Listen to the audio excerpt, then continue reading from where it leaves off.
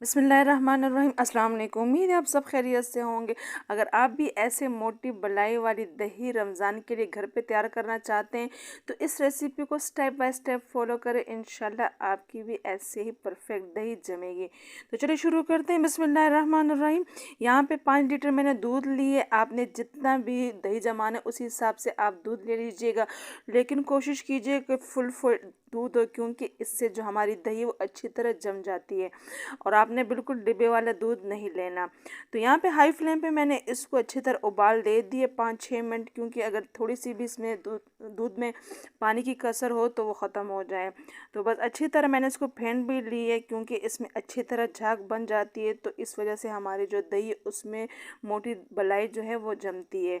तो बस मैंने फ्लेम जो है बंद कर दी है। और यहाँ पे मैंने मट्टी की परात ली है, आप स्टील की भी ले सकते। इससे पहले भी मैंने दही बनाने की रेसिपी आपके साथ शेयर की है, वो मैंने स्टील में की है, तो वो 10 लीटर की रेसिपी थी। यहाँ पे 5 लीटर की रेसिपी मैं आपके साथ शेयर कर रही हूँ।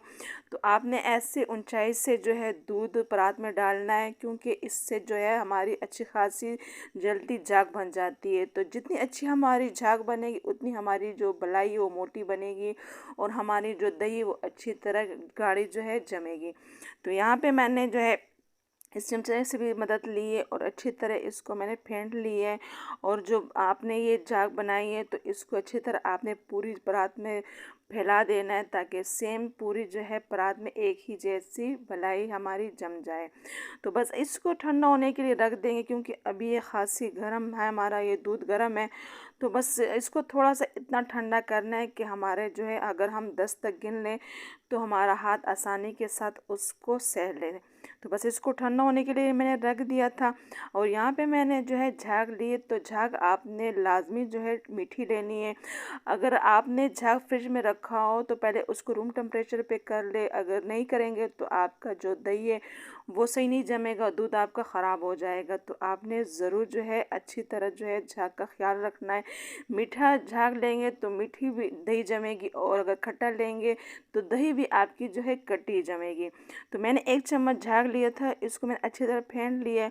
और ये दूध ज़्यादा है तो मैं दोनों साइड से लगा रही हूँ, बस थोड़ा सा बस साइड से डाल देना है, उसको हिला देना है।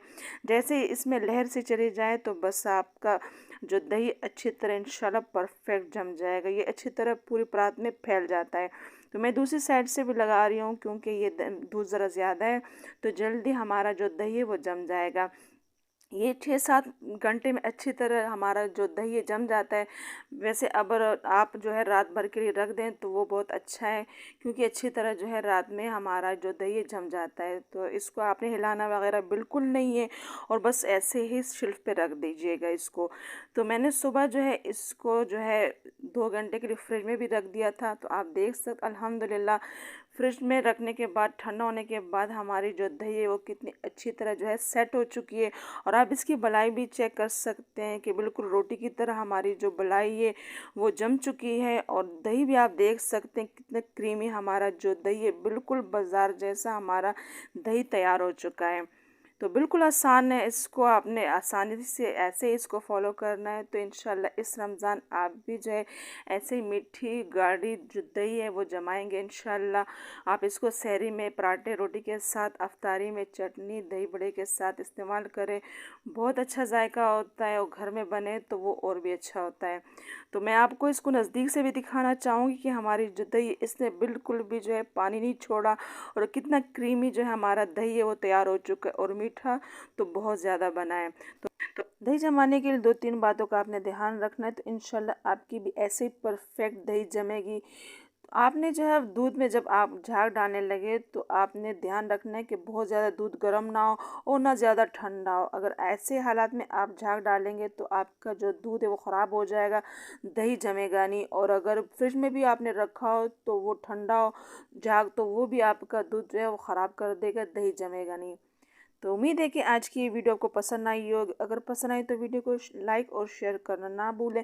चैनल पर नए हैं तो चैनल को सब्सक्राइब कर लीजिएगा। इंशाल्लाह नई रेसिपी के साथ फिर हाजिर होंगे। तब तक के लिए अल्लाह हाफिज़।